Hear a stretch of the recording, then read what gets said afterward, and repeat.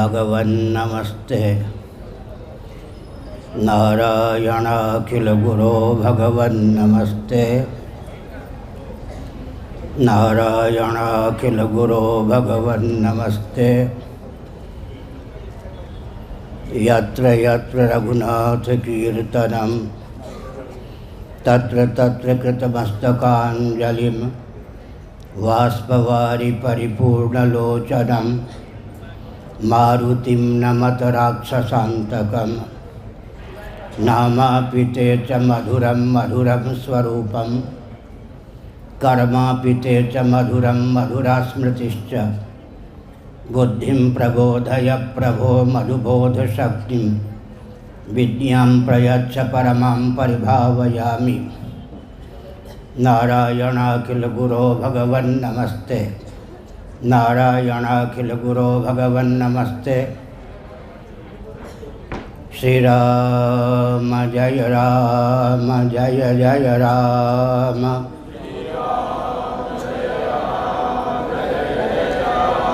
श्रीराम जय जय राम।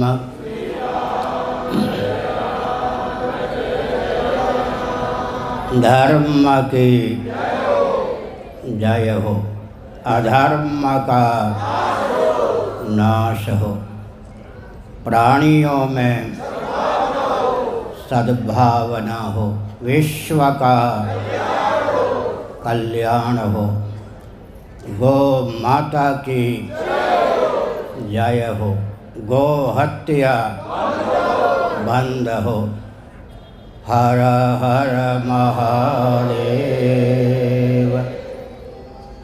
गोविंद जय जय गोपाल जय जय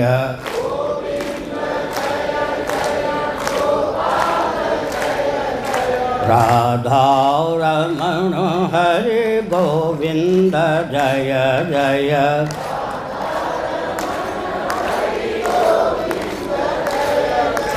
श्री कृष्ण गोविंद हरे मुरारे।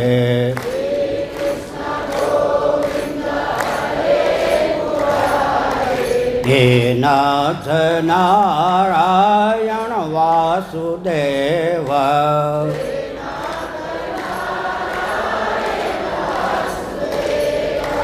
गोविंद जय जय गोपाल जय जय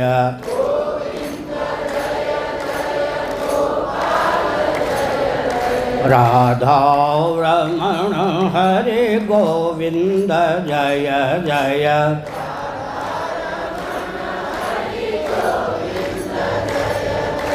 श्री पशुपतिनाथ महाराज की, श्री वृंदावन बिहारी लाल की।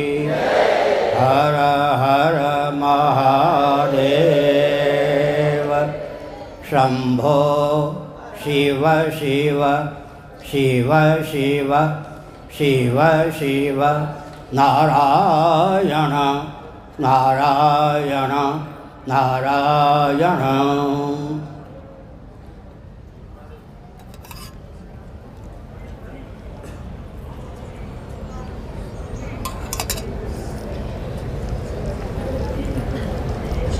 समुपस्थित समादरणीय संत वृंद, विद्वद वृंद, भक्त वृंद, भक्तिमती मातृशक्ति एवं मान्य श्री प्रधानमंत्री शर्मा जी,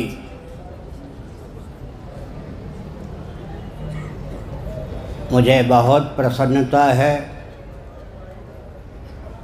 आपने आस्थापूर्वक, अपनत्वपूर्वक, आह्लादपूर्वक, अत्यंत उत्साहपूर्वक इस भव्य कार्यक्रम का समायोजन किया है।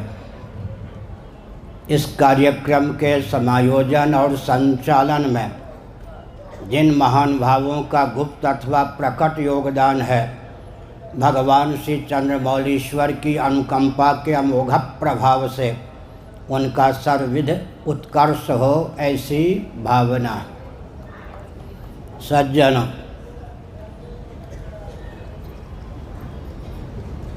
इस कल्प में हमारी वंश परंपरा और गुरु परंपरा के 1,29,49,118 वर्ष हो चुके हैं। इतनी प्राचीन हमारी गुरु परंपरा है। श्रीमन्नारायण परात्पर पुरुषोत्तम सच्चिदानंद स्वरूप सर्वेश्वर हमारे प्रथम इष्ट आराध्य हैं। हम सबके मूल पुरुष वंश प्रवर्तक हैं। वे ही हमारे प्रथम गुरु भी हैं। श्रीमन्नारायण के 10वें स्थान पर भगवत्पाद शंकराचार्य महाभाग सिद्ध होते हैं। साक्षात पशुपतिनाथ शिव जी ने ही शंकराचार्य के रूप में स्वयं को उद्भासित किया था। ईस्वी सन से 507 वर्ष पूर्व भगवत्पाद शंकराचार्य महाभाग का आविर्भाव हुआ। एक विशेष तथ्य है,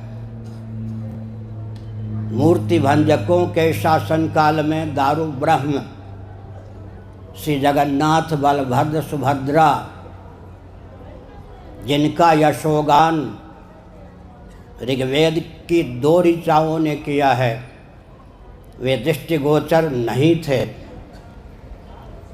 भगवत्पाद शंकराचार्य महाभाग जब 20 वर्ष की आयु के थे, तब वृषभदेव जी यहाँ के शासक हुआ करते थे, जो कि सूर्यवंशी थे।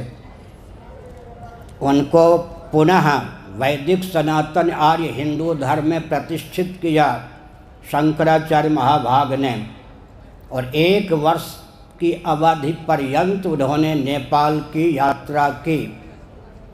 भगवत्पाद शिवावतार शंकराचार्य के पद कमलों से समलंकृत यह दिव्य भूमि है।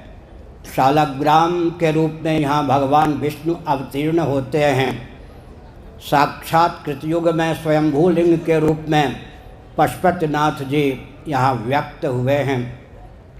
भगवान रामभद्र, जगतजननी सीता और जनक आदि की दृष्टि से विचार करें तो नेपाल और भारत का अटूट संबंध रहा है, और मैं समझता हूँ आगे भी रहेगा।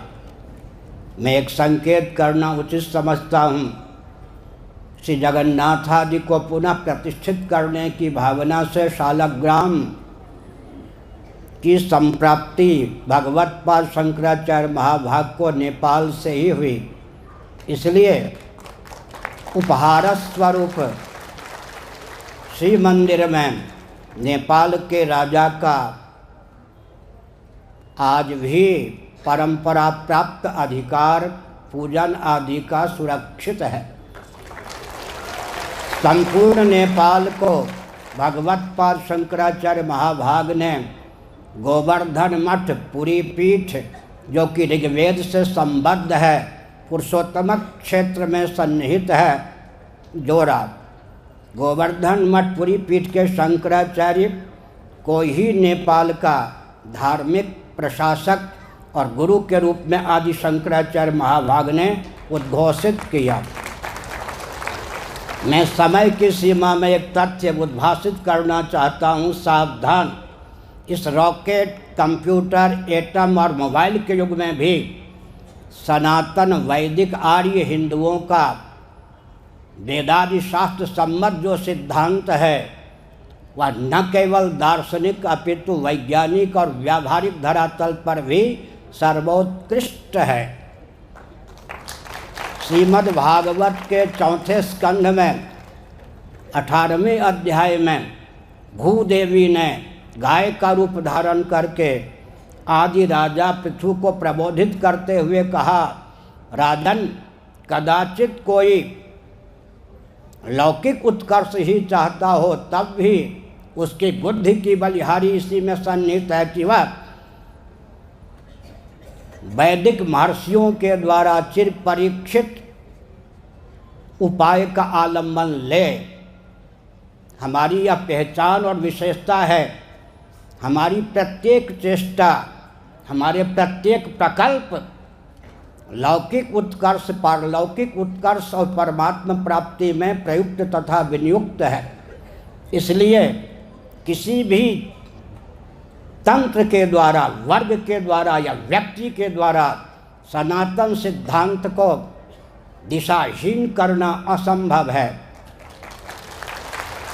महाकल्प के प्रारंभ में सच्चिदानंद स्वरूप सर्वेश्वर ने जिस वेद विज्ञान के आधार पर आकाश, वायु, तेज, पृथ्वी और पांच भौतिक प्रपंच की संरचना की, जीवों को भोग और मोक्ष का अवसर प्रदान करने की भावना से उन्होंने देहेंद्रीय प्राणांतःकरण से युक्त अकृतार्थ जीवों को जीवन प्रदान किया।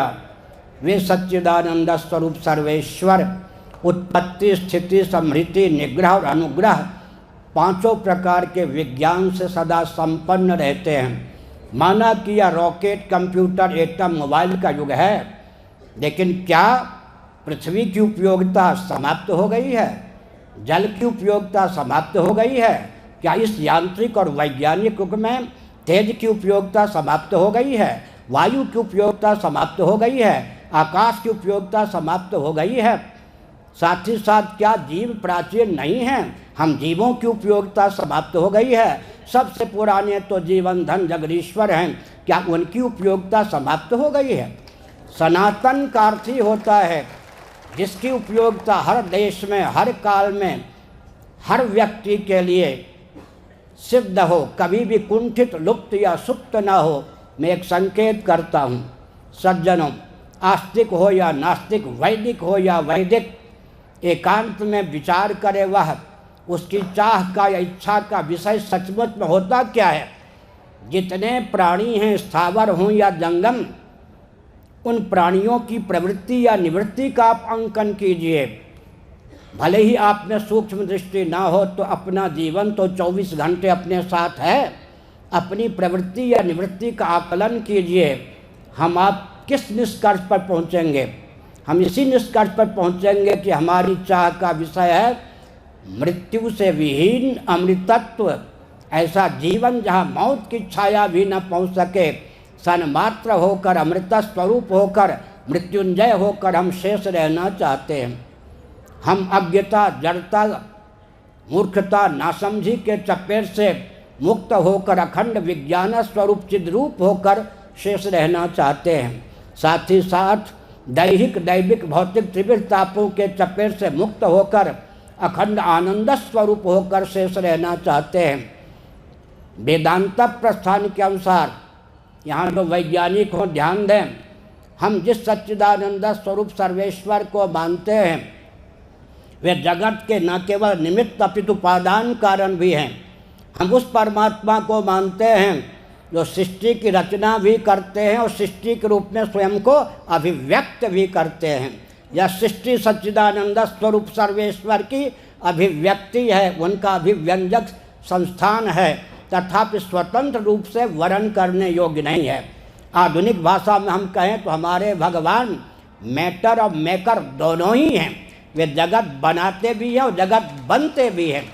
इसलिए समय समय पर भगवती सीता के रूप में आविर्भूत होते हैं, राधा रुक्मिणी के रूप में आविर्भूत होते हैं, श्री राम और कृष्ण के रूप में अभिव्यक्त होते हैं।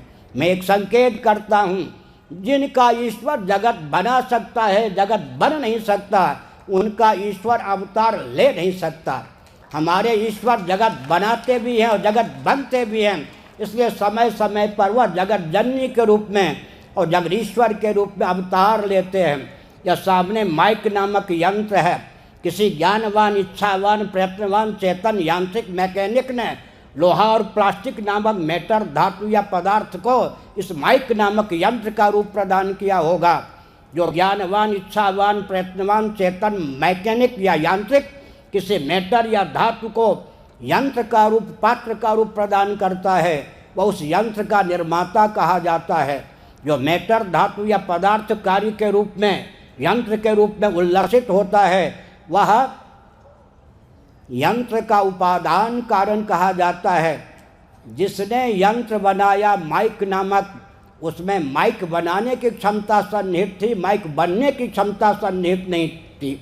और जिस लोहा प्लास्टिक नामक मेटर धातु पदार्थ ने माइक का रूप धारण किया, उसमें माइक बनने की क्षमता सन्निहित थी, माइक बनाने की क्षमता सन्निहित नहीं थी। लेकिन हमारे ईश्वर ऐसे हैं तो जगत बनाते भी हैं और जगत बनते भी हैं। इसलिए समय समय पर रामकृष्ण आदि के रूप में अवतार लेते हैं। और भगवान के अवतार का दो प्रयोजन होता है। कदाचित गुरु गद्दी या व्यास गद्दी दिशाहीन हो, उसके शोधन के लिए भगवान का अवतार होता है। योगो नष्ट परम तप, गीता के 4 अध्याय में लुप्त ज्ञान विज्ञान को उद्भाषित करने के लिए भगवान का अवतार होता है। कालक्रम से विकृत ज्ञान विज्ञान को विशुद्ध करने के लिए भगवान का अवतार होता है। अराजक तत्व जो समझाने पर भी नहीं समझते, उनके दमन के लिए भगवान का अवतार होता है। भगवान के अवतार का प्रयोजन है धर्म नियंत्रित, पक्षपात विहीन, शोषण विनिर्मुक्त, सर्वहितप्रद सनातन शासन तंत्र की स्थापना। मैं प्रधानमंत्री महोदय का ध्यान एक तथ्य की ओर आकृष्ट करता हूँ और प्रवचन को विराम भी देने जा रहा हूँ। विश्व स्तर पर वेदादि शास्त्रों का मंथन करने पर राजनीति की स्वस्थ परिभाषा उद्भाषित होती है। फिर से सुनिए, आज नेपाल में इसकी राजधानी काठमांडू के माध्यम से, जो कि धार्मिक राजधानी भी है और राजनीतिक दृष्टि से भी राजधानी है, कोई ऐसा नगर होता है जिसको दोनों प्रकार की राजधानी होने का सौभाग्य सुलभ होता है। यह जो काठमांडू है, यहाँ के राजा धीराज साक्षात पशुपतिनाथ हैं, उनकी राजधानी है। के जो भी शासक होते हैं वो लाडले प्यारे होते हैं पशुपतिनाथ जी के। इसलिए कोई भी शासक यह न समझे कि उनका शासन है, यहाँ सदा ही भगवान पशुपतिनाथ का शासन होता है। हम एक संकेत करना चाहते हैं। पशु का अर्थ क्या होता है? अविद्या काम कर्म के वशीभूत नादान जीव।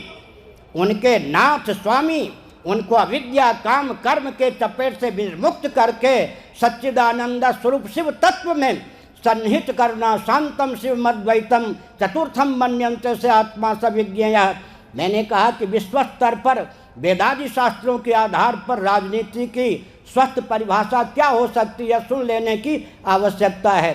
सुसंस्कृत, सुशिक्षित, सुरक्षित, संपन्न, सेवापरायण, स्वस्थ व्यक्ति और समाज की संरचना। फिर से सुनिए, विश्व स्तर पर वेदादि शास्त्रों का मंथन करने पर राजनीति की परिभाषा क्या निर्धारित की जा सकती है? वह है सुसंस्कृत, सुशिक्षित, सुरक्षित, संपन्न, सेवापरायण और स्वस्थ व्यक्ति तथा समाज की संरचना। मानवता का जो भी पक्षधर हो सकता है वह इस राजनीति की परिभाषा को माने बिना नहीं रह सकता। नेपाल के प्रति मेरा अपनत्व है, क्योंकि रोटी बेटी का संबंध भारत से है।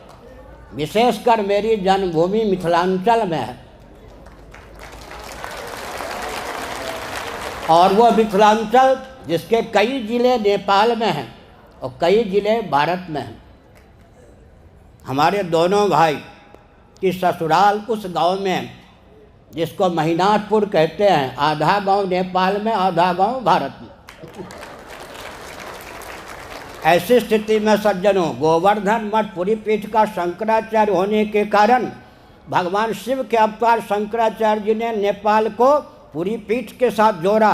इस संबंध के कारण और मिथिलांचल का शरीर होने के कारण मैं उस दिन को पुनः देखना चाहता हूँ।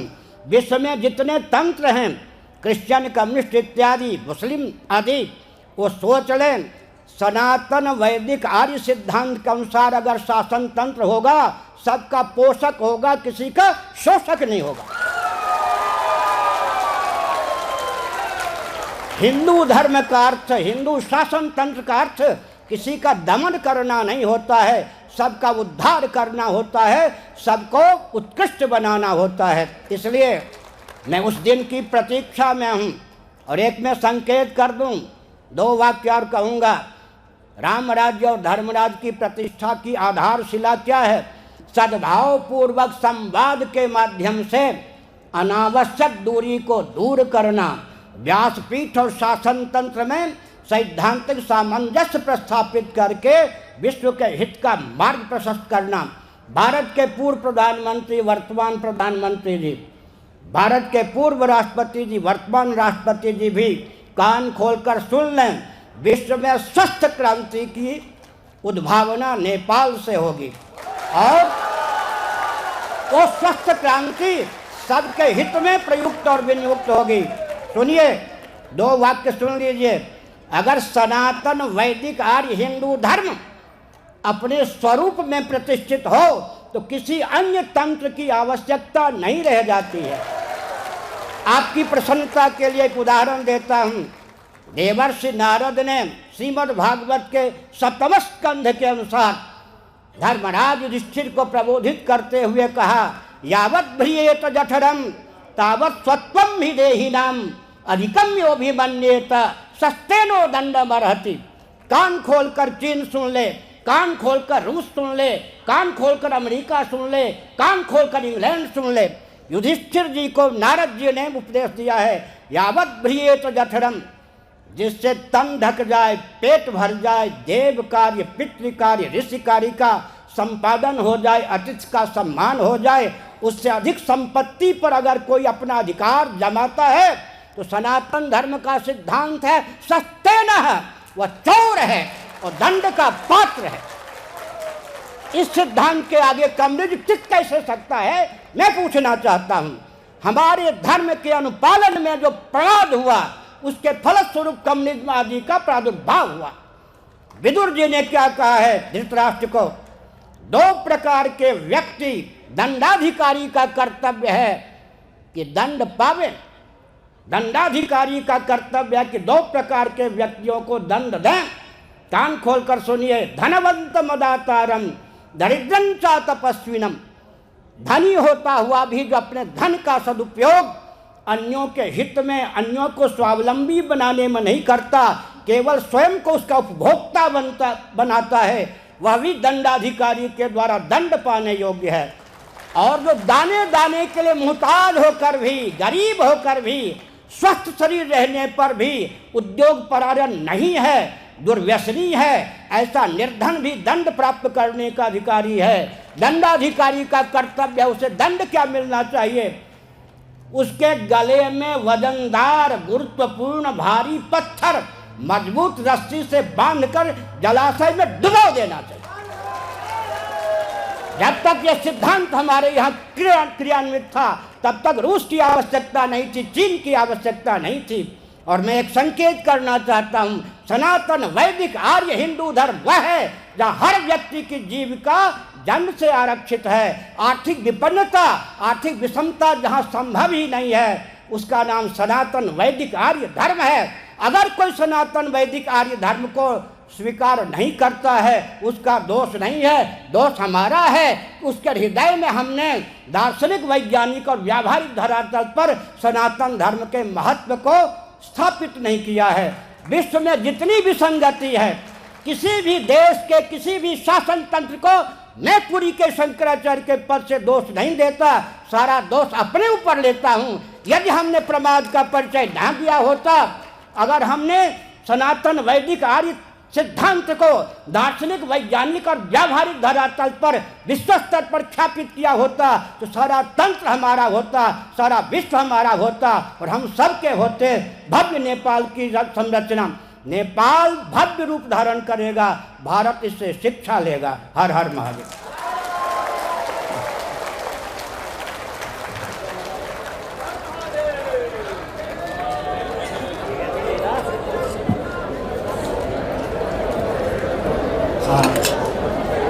धेरै धेरै धन्यवाद। हामीले श्रीमद् जगद्गुरु शङ्कर